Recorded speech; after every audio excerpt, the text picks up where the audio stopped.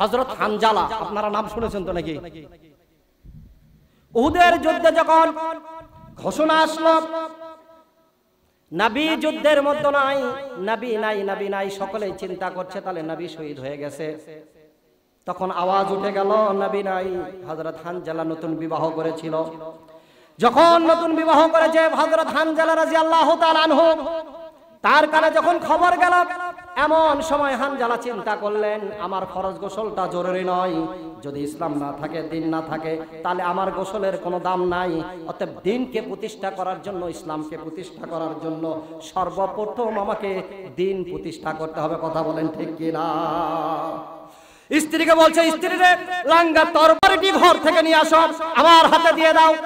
আমি হাতে তরবারি নিয়ে যুদ্ধের ময়দানে গিয়ে সকল কাফের মুশরিকদেরকে শহীদ করে মুশরিকদেরকে দুনিয়া থেকে বিদায় করে দিব, গর্দান কেটে দুনিয়া থেকে বিদায় করে দিব।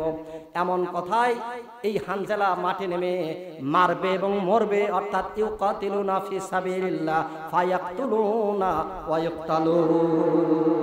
সে অনেকগুলাকে দুনিয়া থেকে, ঘর থেকে মাথা আলাদা করে, ধর থেকে মাথাকে আলাদা করে দুনিয়া থেকে বিদায় দিয়ে তিনি নিজেও শহীদ হয়ে আল্লাহর রাহে চলে গেলেন। বলেন আল্লাহু আকবার। এখন আমরা বলতেছি দিন এমনি এমনি এসেছে, এমনি এসেছে দিন। কথা বলেন, দিন এমনি এসেছে। আমি আরো একটা আয়াত তেলাওয়াত করেছি, ওয়ামান আহসানু কাওলাম মিম্মান দাআ ইলাল্লাহি ওয়া আমিলাস সালিহান ওয়া ক্বালা ইন্নানি মিনাল মুসলিমিন।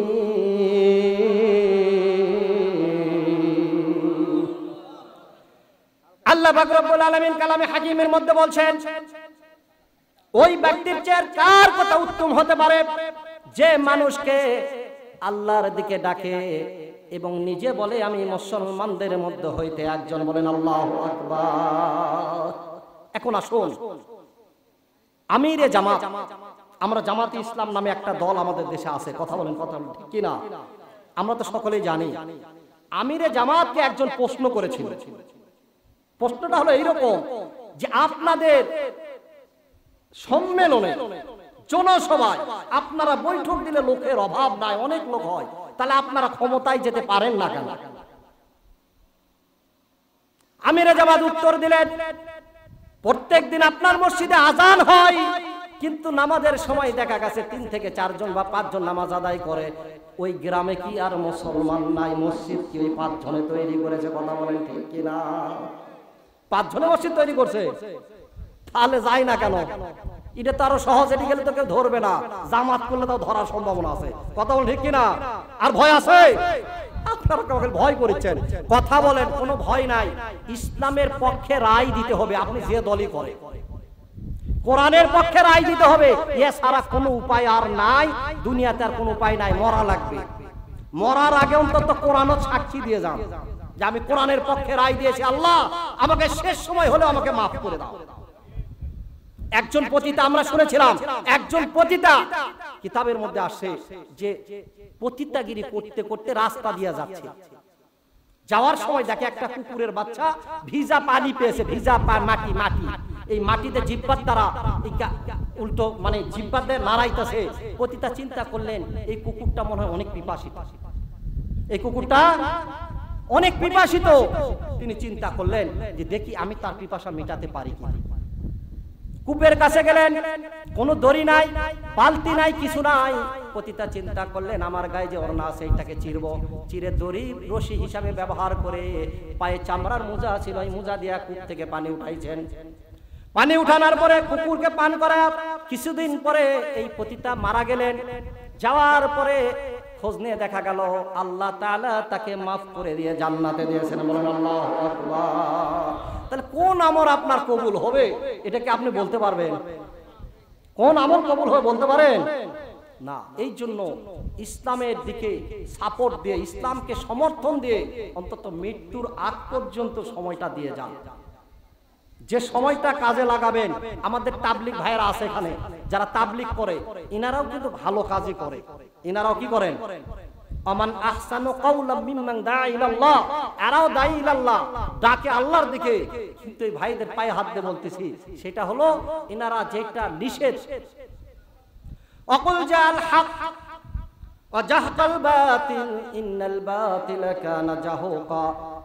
যখন হক চলে আসবে, সত্য চলে আসবে, তখন এমনি এমনি বাতিল দৌড় দিবে। কথা বলে ঠিক কিনা? যেমন এখন হয়েছে যে বিচারপতি রায় দিয়ে দেশের মধ্যে তারা শ্রেষ্ঠত্ব স্থানে ছিল, তাদের আরাম আয়েশ টাকা পয়সা কোনো কিছুর অভাব ছিল নাকি? কিন্তু কাল অবর্তমানে তারা কলার পাতায় শুইতেও দ্বিধা করছে না যে আমাদের কিভাবে পলাইতে হবে। এইরকম মানুষ দুনিয়াতে যেই রকম আপনার আমল হবে, কিয়ামতের দিন আল্লাহ তাআলা ওই রকম বিছানায় আপনাকে দিবে। কথা বুঝে আসছে বাবা? দুনিয়ার আমল আখলাক আপনার যেমন হবে, কিয়ামতের দিন আপনার সেই রকম বাসস্থান আল্লাহ তাআলা আপনাকে দিবেন। এখন চিন্তা করেন, ইসলামের পক্ষে থাকবেন না কার পক্ষে রায় দিবেন? দিন প্রতিষ্ঠা করবেন না দিন থেকে দূরে সরে যাবেন? এটা আপনার ব্যক্তিগত ব্যাপার। এইখানে কেউ মতামত দিতে পারবে না, কারণ দিন প্রতিষ্ঠার জন্য যদি কাজ না করেন তাহলে কোনো উপায় নাই। আসুন সূরা তাওবার 112 নম্বর আয়াতের মধ্যে কি বলছে আমরা এইখান থেকে কিছু আলোচনা করব ইনশাআল্লাহ। আচ্ছা, আল্লাহ তাআলা যদি সুযোগ না করে দেয় আমি কথা বলতে পারবো। এই যে এখানে শিক্ষক আছে, অনেক বয়স, পিলখঞ্জ মাদ্রাসার একজন অধ্যক্ষ মানে মানুষ গড়ার কারিগর, মানুষ গড়ার কারিগর। এখানে একজন মুরব্বী আছেন, ইনাদের শিক্ষা আমাদেরকে নিতে হবে।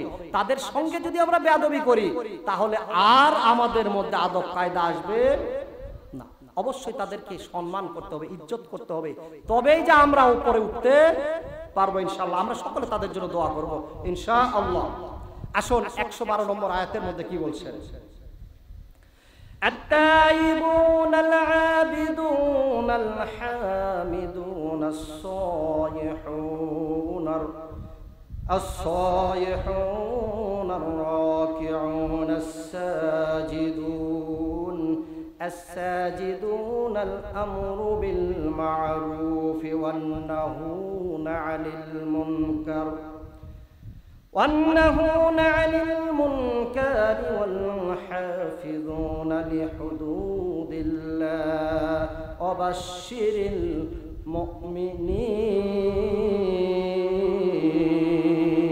المؤمنين। বলেন আল্লাহু আকবার। আল্লাহ পাক রব্বুল আলামিন কালামে হাকিমের এই আয়াতের মধ্যে বলছেন, আত-তাইবুনা, যারা তওবা করে, তওবাকারী।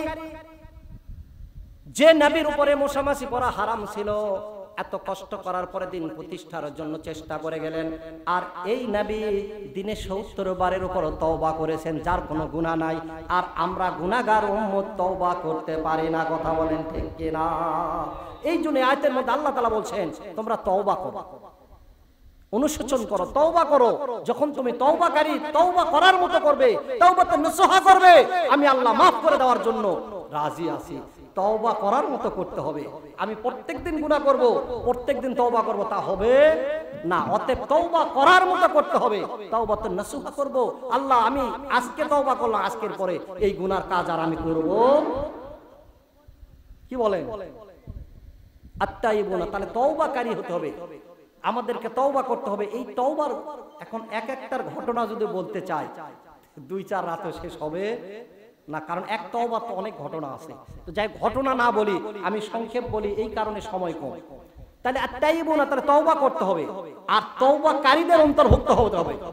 আমি আগের জীবনে যা ভুল করেছি, আল্লাহ আমি আর আজকের এই মাহফিল থেকে আমি আর ভুল করব না। আজকের থেকে আমরা আরো একটা তওবা করি, আজ থেকে আমরা মিথ্যা বলবো না। থেকে রাজি আছে? কথা বলবো ইনশাআল্লাহ। আজ থেকে আর আমরা মিথ্যা বলবো। সকলে হাত তুলে আল্লাহকে দেখায়, আল্লাহ আমরা আজ থেকে মিথ্যা বলবো না। লিল্লাহে তাকবীর, লিল্লাহে তাকবীর। আসল মিথ্যার মধ্যেই সকল গুনাহ পড়ে আছে, গোপন হয়ে আছে। আমরা মিথ্যা দিয়ে সকল পাপকে ঢাকতে চাই, মিথ্যা দিয়ে সকল পাপকে ঢাকতে চাই, ঢাকে রাখতে চাই। আমরা চাইবো আজ থেকে আর মিথ্যা বলবো না, আর সব থাক, খালি মিথ্যাটা ছেড়ে দেবে। আসুন, আত-তাইবুনা আল-আবিদুনা, ইবাদতকারী। আমাদের যে ইবাদত, আমরা কি আসলে সঠিক ইবাদত করতে পারছি? সঠিক ইবাদত আমাদের হচ্ছে? আমরা মসজিদে যাই, তাকায় থাকি ঘড়ির দিকে, কখন সময় হবে, হুজুর অনেক লেট করছে, নামাজ কেন শেষ করছে না, সূরাও আজকাল লম্বা লম্বা। আজকে যে সময়টা আমরা হুজুর মুয়াজ্জিনের পিছে ব্যয় করি, এই সময়টা যদি আমার সন্তানের পিছে ব্যয় করতাম, আল্লাহর কসম এই সন্তান কোনোদিন আপনার বিরুদ্ধে যেত না। কিন্তু তা করি না, আমরা খালি হুজুরদের পিছেই লেগে থাকি। এই হুজুর নামাজ পড়ার আজকে সময় লেট, 2 মিনিট লেটে হুজুর আজান দিছে, কৈফিয়ত দিতে দিতে জীবন শেষ। কেন ভাই? মানুষ তো সে 2 মিনিট লেট হতেই পারে, তাই কি না? আসুন তাহলে ইবাদতকারী, তাহলে ইবাদত করতে হবে ঠিক মতো, সঠিক ভাবে। এমন ইবাদত করব না যে ইবাদত আল্লাহর কাছে যাবে না। নামাজের কথা আমার মুরব্বী একটা আগে বললেন, ইন্নাস সালাতা তানহা আনিল ফাহশাই ওয়াল মুনকার, বলেন আল্লাহু আকবার। নিশ্চয়ই নামাজ মানুষ অশ্লীল কাজ থেকে মানুষকে বিরত রাখে। কিন্তু আমার নামাজ হচ্ছে না, আমার ওযু হচ্ছে না, আমার গোসল হচ্ছে না, আমার ফরজিয়াত নাই, ওয়াজিব নাই, সুন্নত নাই, নফল নাই, মুস্তাহাব নাই, কিচ্ছু নেই। তা আমি ওযুই জানি না, গোসলই জানি না, ফরজ গোসলই করতে পারি না। গোসল করার পরে ওযু করবেন, ও গোসল যদি না হয় ওযু হবে? গোসলই হলো না, তাহলে আমি নাপাক। আমার ওযু হলো না, আমি নামাজ পড়তে গেলাম, নামাজ হবে? কোনো নেই। কোনো সমস্যা আছে? শিক্ষার কোনো বয়স আছে? দলনা থেকে কবর পর্যন্ত শিক্ষার কোনো শেষ নাই। এই জন্য নামাজকে আমরা কিভাবে আদায় করতে হবে, ইবাদত কিভাবে করতে হবে, এই যে আত্তাইবুনা, তওবাও একটা ইবাদত। আমরা মনে করি ইবাদত খালি নামাজ পড়া। কথা বলেন তো, খালি নামাজ ইবাদত? মসজিদ আর মাদ্রাসার মধ্যেই কোরআন স্থায়িত্ব থাকবে না? আমার সকল জায়গায় কোরআনকে ব্যবহার করতে হবে। যে আল্লাহ পাক রব্বুল আলামিন আমাদেরকে সৃষ্টি করলেন, সেই মালিকের দেওয়া কিতাব দ্বারা আইন চালাতে হবে। এই আইনে আমার সকল জায়গায় যদি আমি ব্যবহার করতে পারি, যদি আমার নামাজ, আমার রোজা, আমার হজ, আমার যাকাত, আমার ব্যবসা, আমার চাকরি, আমার কৃষি, সব জায়গায় যদি আমি এই আল্লাহর কোরআনকে ফিট করতে পারি, সাইজ করতে পারি, তবে এই সব কিছু আমার জন্য ইবাদতে পরিপূর্ণ হয়ে যাবে। বলেন আল্লাহু আকবার। যদি ফজরের নামাজের পরে সূরা হাশরের শেষ 3 আয়াত পাঠ করা হয়, কিতাবের মধ্যে আসছে আউযু বিল্লাহিস সামিল আলিম মিনাশ শাইতানির রাজিম, 3 বার পড়ার পর হুয়াল্লাহুল্লাযী লা ইলাহা ইল্লাহু, এই শেষের 3টি আয়াত যদি আমরা তেলাওয়াত করি, ফজর থেকে মাগরিব এশা পর্যন্ত ৭০,০০০ ফেরেশতা আমার জন্য দোয়া করতে থাকবে। বলেন আল্লাহু আকবার। যদি আমি মাগরিবের পরে আবার 3 বার সূরা হাশরের শেষ 3 আয়াত পাঠ করতে পারি, সারা রাত্রি আমার ইবাদতের মধ্যে গণ্য হয়ে যাবে। বলেন আল্লাহু আকবার। আর এই দিন বাই রাত্রে যদি আমি মৃত্যুবরণ করি, আল্লাহ তাআলা ওয়াদা করেছেন আমাকে জান্নাত দিয়ে দিবেন। বলেন আল্লাহু আকবার। তাহলে এইগুলো আমার ইবাদত কিনা? আমি যদি দোয়া করে খাবার খাই, সেটাও আমার ইবাদত। আমি দোয়া করে যদি প্রস্রাবখানায় যাই, পায়খানায় যাই, এইটাও আমার ইবাদত। মসজিদে ঢোকা বাড়ার সব যদি আমি আমার নিয়ম কানুনের মধ্যে আল্লাহর কোরআন দিয়ে যদি ব্যবহার করতে পারি, এইটাও আমার ইবাদত। আমি ঘরে ঢুকবো, বিবিকে সালাম দিয়ে যদি ঢুকতে পারি, এইটাও আমার ইবাদত। বলুন আল্লাহু আকবার। আমাদের সকল কাজ হবে আল্লাহকে এবং আল্লাহর রাসূলকে রাজি খুশি করার জন্য। কুল ইন কুনতুম তুহিব্বুনাল্লাহা ফাত্তাবিউনি ইউহিব্বুকুমুল্লাহ ওয়া ইয়াগফির লাকুম যুনুবাকুম আল্লাহু গফুরুর রহিম। বলুন আল্লাহু আকবার। আল্লাহ পাক রব্বুল আলামিন বললেন, কুল ইন কুনতুম তুহিব্বুনাল্লাহ, যদি তোমরা আমাকে ভালোবাসতে চাও, যদি আমাকে মহব্বত করতে চাও, তাহলে ফাত্তাবিউনি, রাসূলের ইবাদত করো, রাসূলের ইত্তিবা করো, রাসূলের অনুসরণ করো। আমরা এমন অনুসরণ করি রাসূলের কোনো সুরতি আমার মধ্যে নাই। আছে? কোন জামানা আলো রে ভাই। অনেকে বলে দিন খারাপ। আচ্ছা দিন কেমনে খারাপ হলো? আজকে সকাল হলো, সূর্য হলো, রাত গেল, আবার সকাল হলো। দিনও খারাপ নাই, রাতও খারাপ নাই, আমি নিজে খারাপ হয়ে গেছি। কথা বলেন ঠিক কিনা? কিয়ামতের আলামতের মধ্যে অনেকগুলো জিনিস এসেছে, যেগুলো আমরা আলোচনা করলে বুঝতে পারবো। কিয়ামতের আলামতের মধ্যে আসছে, হযরত আনাস রাদিয়াল্লাহু তাআলা আনহু বলেছেন,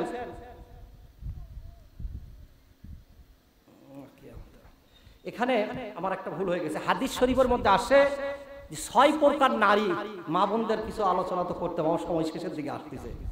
তো 6 প্রকার নারীকে আল্লাহ তাআলা জাহান্নামে দিবেন। জানা লাগবে না? লাগবে না? মা বোনদের বাড়িতে গিয়ে বলবেন, তো তারা শুনবে, এরপরেও আপনারা এর মধ্যে কি করবেন? এটাও কিন্তু ইবাদত, এটাও কি ইবাদত, ইবাদতের মধ্যেই পড়ছে। তাহলে আসুন 1 নম্বর, যে নারী চুল খুলে বাহিরে বেড়ে বেড়ায় বেগানার মতো, বেহার মতো, বেহায়াপনার মতো, এই নারীকে আল্লাহ তাআলা জাহান্নামে দাখিল করবেন। কোথায় দাখিল করবেন? 1 নম্বর গেল। আসুন 2 নম্বর, যারা স্বামীকে সম্মান করে না অথচ অন্যান্যদের সাথে সুন্দর সুন্দর কথা বলে, কথা বলেন ঠিক কিনা?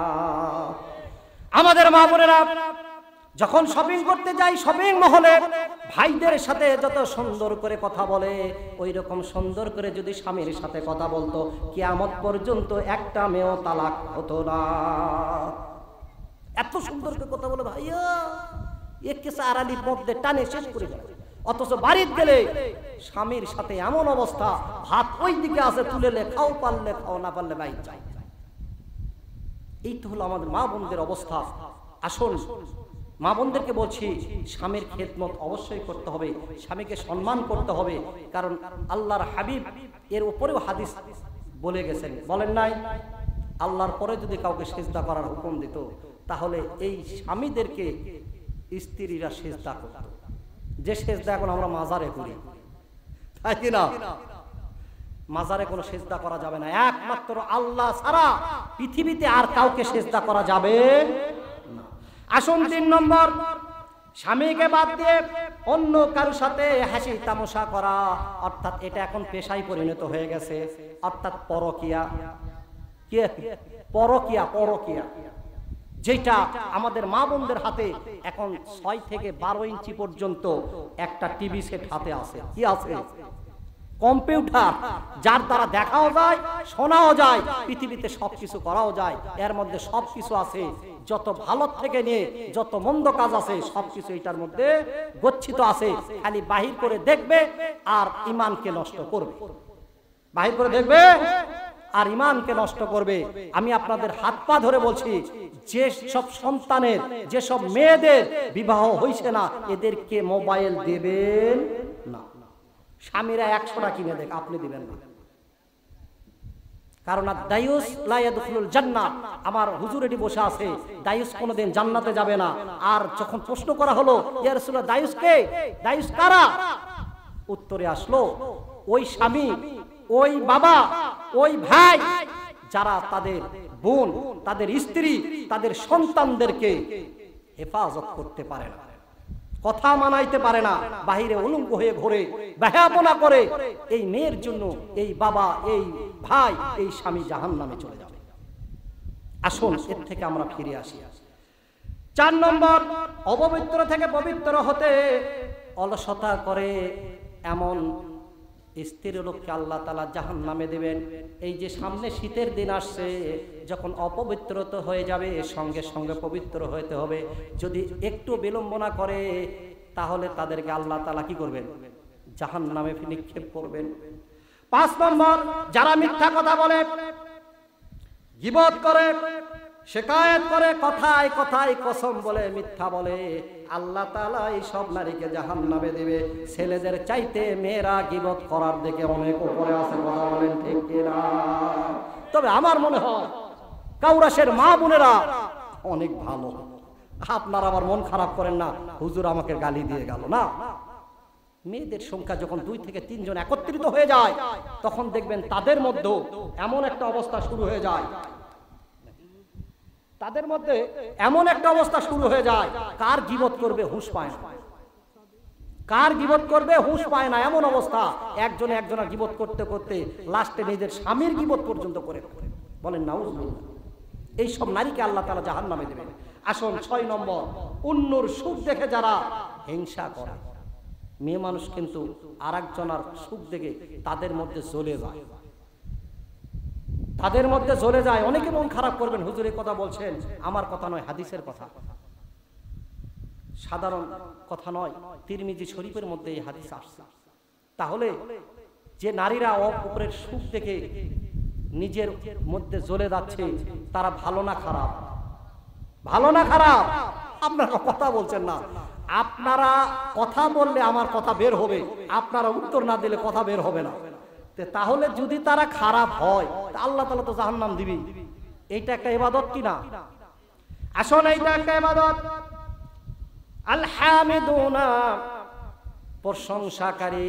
আমরা সকলেই জানি সূরা বাকারা পৃষ্ঠা নম্বর 5 প্রথম আয়াত, ওয়াইদ ক্বালা রাব্বুকা লিল মালাইকাতি ইন্নী জাইলুন ফিল আরদি খলিফা قالوا وتجعلوا فيها ما يفسد فيها ويسفك الدماء ونحن نسبح بحمدك ونقدس لك قال إني أعلم ما لا تعلمون الله أكبر আল্লাহ পাক রব্বুল আলামিন ঘোষণা করে দেন, ওয়াইদ ক্বালা, তুমি বলো, ওয়াইদ ক্বালা রাব্বুকা লিল মালাইকাতি ইন্নী জাইলুন ফিল আরদি খলিফা। আল্লাহ তাআলা ফেরেশতাদেরকে বললেন, আমি দুনিয়াতে প্রতিনিধি সৃষ্টি করব। কি সৃষ্টি করবে? প্রতিনিধি সৃষ্টি করবে, খলিফা সৃষ্টি করবে, মানুষ সৃষ্টি করবে। ফেরেশতারা বলছেন, হে আল্লাহ, আমরাই তো আপনার প্রশংসা করতেছি, আপনার তাসবিহ বর্ণনা করতেছি, আপনার হামদ ঘোষণা করতেছি। আল্লাহ তাআলা বলবেন, ফেরেশতারা বলছে, ইয়া রাব্বুল আলামিন, মালিক, যে খলিফা আপনি দুনিয়াতে সৃষ্টি করবেন তারা দুনিয়াতে ফিতনা ফাসাদ ঘটাবে, ঝগড়া বিবাদ করবে, দিমা এবং রক্তপাত ঘটাবে। ক্বালা ইন্নী আ'লামু মা লা তা'লামুন। আল্লাহ তাআলা বললেন, আমি যা জানি তোমরা তা জানো না। তাহলে আসুন, ফেরেশতারা আল্লাহর প্রশংসা হামদ সবই করছে, তারপরে মানুষ আল্লাহ তাআলা সৃষ্টি করেছেন কিসের জন্য? ইবাদতের জন্য।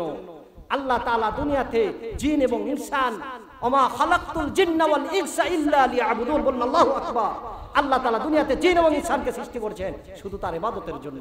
তার কারণ আজকে যদি আমরা ইবাদত না করতে পারি, আমরা হামদ না করতে পারি, তাহলে আল্লাহ তাআলার ওয়াদা কি ভঙ্গ হবে?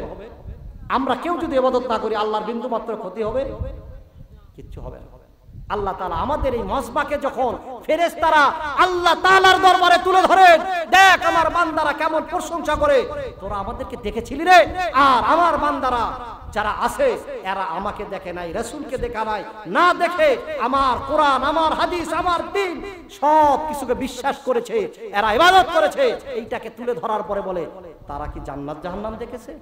বলে না, ইয়া রাসূলুল্লাহ, ইয়া রাব্বুল আলামিন, তারা তো জান্নাত জাহান্নাম দেখে নাই। বলে তারা কি চায়? বলে জাহান্নাম থেকে মুক্তি চায়, জাহান্নাম থেকে মুক্তি চায় এবং জান্নাতের দিকে যেতে চায়। আল্লাহ পাক রব্বুল আলামিন ফেরেশতাদেরকে বলে, তোমরা সাক্ষী থাকো, আমি তাদেরকে maaf করে দিয়ে জান্নাতের ফয়সালা করে দিলাম। বলেন আল্লাহু আকবার। এখন আসুন, তাহলে প্রশংসাকারী, আমাদেরকে প্রশংসাকারী হতে হবে। কথা বলেন ঠিক কি না? প্রশংসা করতে হবে কার? না মানুষের? আল্লাহ তাআলার প্রশংসা করতে হবে, হামদ গাইতে হবে, সব সময় ইবাদতের মধ্যে কাটাইতে হবে। আসুন, এরপরে বলছেন 4 নম্বর, as-সাইহুন, সিয়াম পালনকারী, রোজা পালনকারী। রোজার মাস যখন আসে তখন পর্দা দেখা যায়। আমাদের এলাকায় বেশি দেখা যায়, সিলেট চিটাগাংয়ের দিকে দেখা যায় না। আমাদের দিকে দোকানে এমন সুন্দর পর্দা দেয়, এই পর্দাটা যদি ওটি না দিয়ে মেয়ের বা আমাদের মহিলাদের মুখে উঠতো এই পর্দা, তাহলে দুনিয়াতে আর কোনো ইফতিজিন হতো না। বলেন আল্লাহু আকবার। আসুন, এই পর্দা দিয়ে যে খাই রোজার মাসে, তাহলে আমাদেরকে সিয়াম পালন করতে বলছে, রোজা পালন করতে বলছে। আর যদি আমরা রোজা পালন না করি, হুকুম অমান্য হলো না ঠিক হলো? এই জন্য সিয়াম পালন করতে হবে। এটা আমার কথা না, এটা কিসের কথা? কোরআনের কথা। কোরআনের কথা। সূরা তাওবা অনুশোচন করা, এই অনুশোচনের এই সূরার মধ্যে আল্লাহ পাক রব্বুল আলামিন 112 নম্বর আয়াতের মধ্যে কথা বলছেন। আসুন 5 নম্বর, আর-রাকিউনা, রুকুকারী, রুকু করতে হবে। আমরা নামাজের মধ্যে যখন রুকু করি, আল্লাহ তাআলা এই রুকুকে এমন কথা বলেছেন যে রুকুকারী যখন রুকু করে, যত সোনা চাঁদি আছে মানুষের এই রুকু করার ওজনে আল্লাহ তাআলা দান করলে যে সওয়াব হয়, এই সওয়াব বান্দার আমল নামায় দিয়ে দিবেন। বলেন আল্লাহু আকবার। রুকু করবেন না করবেন না? যারা দুনিয়াতে রুকু করবে না এরা মৃত্যুর পরেও রুকু করতে পারবে না। কথা বলেন ঠিক কিনা? যারা নামাজ পড়ে না তারা নামাজের সাথে বসতে পারবে না। আসুন এরপরে 6 নম্বরে বলছেন রাকিউনা সাজিদুন, সিজদাকারী। আমরা এখনই বললাম যে সিজদা করতে হবে কাকে? আল্লাহকে। 5 ওয়াক্ত নামাজে আমরা যে সিজদা করি একমাত্র ভয় করতে হবে আল্লাহকে। আর সিজদা করতে হবে এমন নিয়তে, আল্লাহ আমার একটি সিজদা যদি আপনার পছন্দ হয় কামিয়াবি। বলেন আল্লাহু আকবার। সিজদা যদি আপনার কবুল হয় একমাত্র সিজদা আল্লাহর জন্য রাখতে হবে। এবং সিজদার মধ্যে আপনাকে চিন্তা করতে হবে যে আমি আল্লাহর কাছে সিজদা করছি, আল্লাহর পায়ে নম্র হয়ে পড়ছি, আল্লাহ তাআলা অবশ্যই আমার জীবনের গুনাহ খাতাকে মাফ করে দেবেন। বলেন আল্লাহু আকবার। আমরা দিন চিনলাম না, ইসলাম চিনলাম না, কুরআন চিনলাম না, নবী চিনলাম। এমন সময় এসেছে যে আমরা সুযোগ পেয়েও ছেড়ে দিচ্ছি। এখন যদি আমরা ইসলামের দিকে ধাবিত হই, সকলে একত্রিত হই, কোরআনের আইন চাই, তাহলে তো আমাদের কোনো চিন্তাই নাই। কথা বলেন, আমরা মুসলমান, আমরা ইহুদিদের পিছ ধরে থাকবো কেন? যারা আমাদের শত্রু তাদের অপেক্ষায় কেন থাকবো? সাহায্য চাবো কার কাছে? মালিকের কাছে। আল্লাহ তাআলা সাহায্য করবেন। ও মাকারু ওয়া মাকারুল্লাহ আল্লাহু খায়রুল মাকিরিন। আল্লাহু আকবার। বদরের যুদ্ধে সাহাবী কতজন ছিলেন? 313। কতজন? 313। আমাদের বেশি দরকার নাই। 313 জন আল্লাহ তাআলা এমন কৌশলে সাহায্য করলেন যে 1000 তাদের কাছে অস্ত্র বেশি ছিল, ঘোড়া বেশি ছিল, তরবারি বেশি ছিল, তীর ধনুক বেশি ছিল, কিন্তু আল্লাহ তাআলা ফেরেশতার দ্বারা সাহায্য করে এই 313 জনকে বিজয়ী দান করেছেন। বলেন আল্লাহু আকবার। তাহলে যদি তাই হয় তাহলে আমরা কেন পিছনে পড়ে থাকবো? যত লোকে থাক না কেন আমাদের চিন্তা থাকতে হবে যে আমরা অল্পতেই আল্লাহ তাআলা আমাদেরকে বিজয় দান করবেন। বলেন আল্লাহু আকবার। আমরা গর্জে উঠবো ইসলামকে নিয়ে, কোরআনের আইনকে নিয়ে, কোরআনের দিকে ধাবিত হব, রাসূলের আদর্শকে আঁকড়ে ধরব, রাসূল কি করেছেন সেই দিকে অগ্রসর হব। আমরা পিছপা হব কেন? মুসলমান জাতি পিছে হাঁটতে পারে না, পিছে যেতে পারে না। আমরা সবসময় অগ্রসর হব সামনের দিকে, কোরআনকে সামনে রেখে, আল্লাহর উপর ভরসা রেখে, রাসূলের ইত্তেবা করে, রাসূলের আদর্শকে ধরে অবশ্যই সামনের দিকে অগ্রসর হব। আসুন আলোচনায় আসি। 7 নম্বরে বলছেন আল-আমরু বিল মারুফ। আল-আমরু বিল মারুফ, সৎ কাজে আদেশ করতে হবে, অন্যাহু আনিল মুনকার, এবং অসৎ কাজে নিষেধ করতে হবে। তাহলে সৎ কাজের আদেশ করাটা সহজ, কিন্তু অসৎ কাজে নিষেধ বাধা দিতে গেলেই আমাদের জন্য বিপদ আছে না। আজকে মসজিদে আজান দিয়েছিল চিটাগাঙে, একজন ভাই বাধা দিয়েছিল আজানের মধ্যেও বাধা দিয়েছিল। কারণ কি? বলে আজান দিলে আমাদের ঘুমের ক্ষতি হয়। আর যখন ওর বাড়ির পাশে ডেক সেট বাজে, বক্স বাজে, গান বাজনা হয়, ওর দাদার শক্তি নাই ওইখানে বাধা দেয়। কথা বলেন ঠিক কিনা?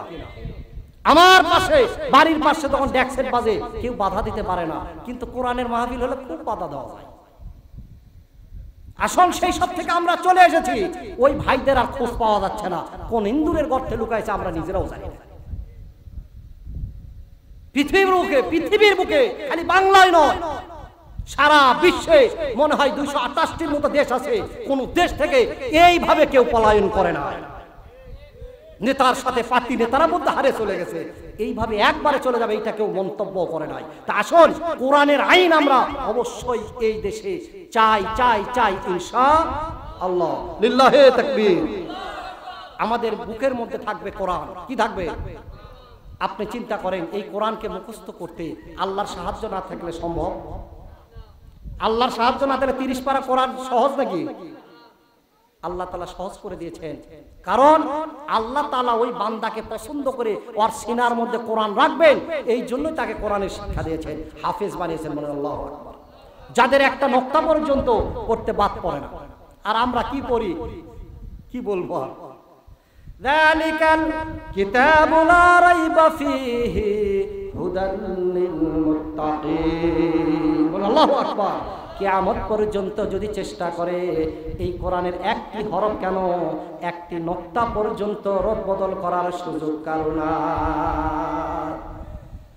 ইউরিদুনা লিইউতফিউ নূরাল্লাহি বিআফওয়াহিহিম আল্লাহু মুতিম্মু নূরিহি ওয়ালাউ কারিহাল কাফিরুন। আল্লাহু আকবার, একটু চিৎকার দিয়ে বলি আমাদের ঈমানের জন্য। ইউরিদুনা লিইউতফিউ নূরাল্লাহি বিআফওয়াহিহিম, কাফেররা ইহুদিরা আল্লাহর নূরকে ফুৎকার দিয়ে নিভাইতে চেয়েছিল। ইউরিদুনা লিইউতফিউ নূরাল্লাহি বিআফওয়াহিহিম ওয়াল্লাহু মুতিম্মু নূরিহি ওয়ালাউ কারিহাল কাফিরুন। আল্লাহ তাআলা তার নূরকে পরিপূর্ণ করেছিলেন, বলেন আল্লাহু আকবার।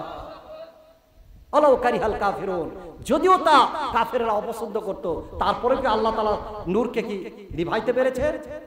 দুনিয়া থেকে ইসলামকে বিতাড়িত করতে পেরেছে? জামাত নেতাদের যেভাবে ফাঁসি দিয়েছে, জামাত দেখলেই জঙ্গি, টুপি মাথা দিলে জঙ্গি। মসজিদে যাওয়া সামান্য এক করোনা এসেছিল, মসজিদের মধ্যে 5 জন 7 জন করে, তাও 3 কিলোমিটার ফাঁকে ফাঁকে দাঁড়ায় নামাজ পড়ো। কি অবস্থা চিন্তা করতে পারেন? মনে হয় জীবনে আর মরবে না। আরে না মরলে তুমি জান্নাতে যাবে কেমনে বেকুব? তোমার জন্য যে জান্নাত অপেক্ষা করছে, মৃত্যুটাই তো তোমার জন্য বাধা। যারা ওযুর পরে আশহাদু আল্লা ইলাহা ইল্লাল্লাহ ওয়া আশহাদু আন্না মুহাম্মাদান আবদুহু ওয়া রাসূলুহু, এবং যারা ফরজ নামাজের পরে পরে আল্লাহু লা ইলাহা ইল্লা হুয়াল হাইয়ুল কাইয়ুম, এই আয়াতুল কুরসি যারা পড়ে, এরা আল্লাহ তাআলার ওয়াদা যে জান্নাতে যাবে, খালি মৃত্যুটাই বাকি। কি বাকি? মৃত্যুটাই বাকি। তুমি মরতে এত ভয় পাও কেন? কোরআনের আইন চাই, সৎ লোকের শাসন চাই, কিন্তু ইসলামের দিকে তারা ধাবিত হয় না, ইসলামকে সমর্থন করে না। তাহলে জীবনে এটা সম্ভব? অন্ত দেখি চাই, কিন্তু আল্লাহর আইন চাই, সৎ লোকের শাসন চাই, এটা মুখে বলে কিন্তু বাস্তবে পরিপূর্ণ করে। আসুন আলোচনায় আসি। আল-আমরু বিল মারুফ, তাহলে সৎ কাজে আদেশ দিতে হবে। সৎ কাজে আদেশ দেওয়াটা সহজ, কিন্তু অসৎ কাজ নাহাউনা আনিল মুনকার, অসৎ কাজে বাধা দেওয়াটা খুব কঠিন কাজ। আপনি যখন বাধা দিতে যাবেন তখনই বিপদে পড়বেন। বাধা দিতে গেলে বিপদে পড়বেন। ওয়াল হাফিযুনা লিহুদুদিল্লাহ, আল্লাহর প্রতি যারা সীমা রেখার মধ্যে সংরক্ষণকারী ছিল, আল্লাহর সীমা রেখার মধ্যে আল্লাহ তাআলা যে আমাদেরকে সীমা রেখা দিয়েছেন, এর মধ্যেই থাকতে হবে। অবাশশিরিল মুমিনিন, ওই সব মুমিনদেরকে তুমি সুসংবাদ দাও। এতক্ষণ এই আয়াতের মধ্যে যেগুলো বলেছি, আল্লাহ তাআলা বলছেন এলা যারা পালন করবে আমরু বিল মারুফ। আসুন সর্বপ্রথম তাওবা, এরপরে ইবাদত, এরপরে প্রশংসা, সিয়াম পালনকারী, রুকুকারী, সিজদাকারী, ভালো কাজে নির্দেশকারী, অসৎ কাজে বাধা দানকারী, এরপরে আসুন আল্লাহর যে আইন আছে এর মধ্যে সংরক্ষণকারী, ওই সব মুমিনদেরকে হে রাসূল তুমি সুসংবাদ দাও, বলেন আল্লাহু আকবার। তাহলে এতক্ষণ যেগুলো বললাম তাদেরকে তুমি সুসংবাদ দাও, তাহলে তাদেরকে সুসংবাদ দিতে হবে। কথা বলেন ঠিক কিনা? তাহলে এইগুলোর মধ্যে যদি আপনি আমি পড়ে থাকি, এই তওবা করা, ইবাদত করা, প্রশংসা করা, সিয়াম পালন করা, রুকু করা, সিজদা করা, ভালো কাজ করা, মন্দ কাজে বাধা দেওয়া, আল্লাহর সীমারেখার মধ্যে চলা, এবং এই সবের মধ্যে যদি আমি জড়িত থাকি, তাহলে আল্লাহ তাআলা কি করবেন? আমাকে জান্নাতের সুসংবাদ দিলেন। কথা বলে ঠিক কিনা? আর যদি এই সবের মধ্যে আমি না থাকি, এই সবের মধ্যে যদি আমরা না থাকি, তাহলে আমাদের কি অবস্থা হবে? ঠিক হবে? ঈমানের পথে অবিচল থেকে আমার মরণ যেন হয়। ঈমানের পথে অবিচল থেকে আমার মরণ যেন হয়। বলেন আল্লাহু আকবার। ঈমানের পথে থাকতে চান কিনা? ঈমানের পথে তো আমরা থাকতে চাই, ঈমানকে বেঁচে রাখতে চাই। যদি ঈমানের পথে আমরা না থাকি, ভবিষ্যতে আমাদের জন্য বিপদ আছে, বিপদ আছে। যদি আমরা এই বিপদকে অপেক্ষা করে চলি তাহলে হবে না। আসুন শেষ সময় একটা ছোট্ট ঘটনা আলোচনা করে শেষ করবো ইনশাআল্লাহ। একজন খুনি ব্যক্তি 99টা খুন করেছেন। কয়টা? 99টা খুন করেছেন। করার পরে তার ভিতরে অনুশোচন হলো, তওবা করার আলেমের কাছে গেলেন, ভালো একজন শিক্ষিত আলিমের কাছে গেলেন। যাওয়ার পরে আলিমকে বলতেছে, ভাই জীবনে যত পাপ করেছি মাফ হবে কিনা জানি না। এক আলিমের কাছে জিজ্ঞেস করছিলাম, সে বলে মাফ হবে না, সঙ্গে সঙ্গে আমি তাকে হত্যা করে ফেলেছি। তখন তো এই আলিমের কলজা থাকবে 99টা, এক খুন করে 100টা পূরণ করেছে, আমার দিয়ে 101টা করবে। মা আমার দিয়ে 101টা করবে, অতএব এর একটা ব্যবস্থা করে দেওয়া লাগবে। কথা বলেন ঠিক কিনা? চিন্তা করলেন খুনিকে যেভাবেই হোক সাহস দিতে হবে। আর তওবার অনুশোচন, আল্লাহর তওবার দরজা কতদিন খোলা? পশ্চিম দিকে সূর্য ওঠার আগ পর্যন্ত দরজা খোলা আছে। আর মানুষের ঘর গড়া যখন আসে এর পূর্ব মুহূর্ত পর্যন্ত তওবার সুযোগ আছে। কথা বলেন ঠিক কিনা? এই দার্শনিক আলেম বলছে, ভাই তোমার কোনো চিন্তা নাই, কারণ তুমি গুনাহ করেছো, কোনো সমস্যা নাই। এই গুনার জন্য আল্লাহ তাআলার কাছে অনুশোচন করলে, তওবা করলে আল্লাহ তাআলা তোমাকে ক্ষমা করে দেবেন। বলেন আল্লাহু আকবার। খুনি চিন্তা করলেন, যখন ক্ষমার আশ্বাস পেয়েছি, তবে আমি তওবা করব আল্লাহ তাআলার কাছে, যেন আল্লাহ তাআলা আমাকে ক্ষমা করে দেয়। বলছে, ভাই এমন ভাবে তওবা করবে আজ থেকে জীবনে আর কোনোদিন খুন করবে না। বলে ঠিক আছে ভাই, আজ থেকে আর খুন করব না, আজকের খুনটাই শেষ, আপনাকেও আর খুন করব না। আল্লাহ তাআলার কাছে তওবা করে আজ থেকে আমি দুনিয়া থেকে বিদায় হয়ে চলে যাব, আর আজ থেকে কোনোদিন আর খুন করব না। আল্লাহ তাআলা তার তওবাকে কবুল করে তাকে মাফ করে দিয়েছেন। বলেন আল্লাহু আকবার। মালিক বিন দিনার, আরো একটা ঘটনা ছোট্ট বলেই শেষ করি। মালিক বিন দিনার এর একটা কন্যা সন্তান ছিল। 7 বছর বয়সে কন্যা সন্তানটি মারা যায়। কয় বছর বয়স? 7 বছর। মালিক বিন দিনার কাঁদতে কাঁদতে অস্থির হয়ে গেলেন। এক সময় স্বপ্নে দেখলেন তাকে কি করছে, সাপে দৌড়ানি দিচ্ছে। কে দৌড়ানি দিচ্ছে? সাপে দৌড়ানি দিচ্ছে। এমন সময় বড় একটা সাপ দৌড়ানি দিছে। কিছু দূর যাওয়ার পরে পাহাড়ের ধারে দেখে, সংক্ষেপ করে বলছি, পাহাড়ের ধারে দেখে একজন ফর্সা লোক, ধবধবে সাদা পাঞ্জাবি পরে, টুপি পরে, জুব্বা গায়ে দেখি সুন্দর দাঁড়িয়ে আছে। ওই দিকে যাওয়ার পরে বলতিছে, ভাই আমাকে বাঁচাও। বলে, আমার কোনো শক্তি নাই, আমি তোমাকে বাঁচাতে পারবো না, আমার শক্তি নাই। তুমি যদি বাঁচবার চাও তাহলে এই দিক দিয়া পাহাড়ের উপরে উঠে যাও। তিনি যখন পাহাড়ের উপর যেতে লাগলেন, যাওয়ার কিছু দূর যাওয়ার পরে দেখেন তার কন্যা সন্তানেরা, ভিতরে একটা আওয়াজ আসতেছে। ভিতর থেকে কন্যা সন্তান একজন আরেকজনে বলতেছে যে, তোর বাবা এসেছে, দেখ ওই যে ওইখানে দাঁড়িয়ে আছে। কন্যা সন্তান দৌড়ে এসে বাবাকে বলতেছে, বাবা তুমি এমন করছো কেন, তোমার কি হয়েছে? বলছে, বাবা তুমি এখানে কি করে আসলে, কেমনি আসলে, কি হয়েছে তোমার? সন্তান জিজ্ঞাসা করছে। বাবা বলতেছে, মা তুমি চিন্তা করো না, আমাকে সাপে মানে এমন দৌড়ানি দিয়েছে, আর আমি আসি দেখি পাহাড়ের চিপায় একজন ধবধবে লোক দাঁড়ায় আছে। ওনাকে জিজ্ঞেস করলাম, আমাকে বাঁচাও বাবা বাঁচাও। সে বলতেছে, আমার কোনো শক্তি নাই, আমি তোমাকে বাঁচাতে পারবো না। মেয়ে বলতেছে, বাবা তুমি চিন্তা করো না, যেইটা ধবধবে লোক ছিল এইটা হলো তোমার নেক আমল। এইটা কি? এইটা তোমার নেক আমল। আর যেইটা তোমাকে দৌড়ানি দিয়েছে এইটা তোমার বদ আমল। তোমার বদ আমল, খারাপ আমল তোমার নেক আমলের চাইতে শক্তিশালী। এই জন্য তোমার নেক আমল তোমার বদ আমলের বদলা নিতে পারে নাই। অতএব আজ থেকে তুমি যেই সব খারাপ কাজ করতেছিলে এই সব বর্জন করো, যেসব আদেশ আছে, ভালো কাজ আছে, এই সব পালন করো। বুঝে আসছে? আমরু বিল মারুফ ওয়ান নাহু আনিল মুনকার, সৎ কাজ যেগুলো আছে, সৎ কাজে আদেশ, সৎ কাজগুলো নিজে করো এবং মানুষের মধ্যে প্রচার করো।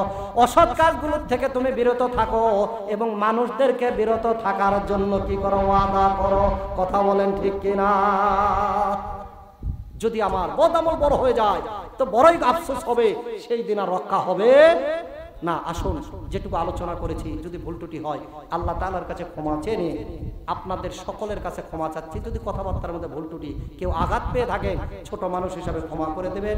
আমার জন্য দোয়া করবেন, আমি আপনাদের জন্য দোয়া করবো ইনশাআল্লাহ। আর আপনাদের সকলের পায়ে হাত দিয়ে বলছি, যে যুবকেরা এই কোরআনের মাহফিল করেছে আপনারা তাদেরকে সাহায্য সহযোগিতা করবেন। যদি অর্থে না পারেন কথাই করবেন, কথাই না পারলে মেধাই করবেন, মেধাই না পারলে আশেপাশে ঘুরে অন্তত একটু সাহায্য করে তাদেরকে উদ্বুদ্ধ করবেন কোরআনের কাজ করার জন্য।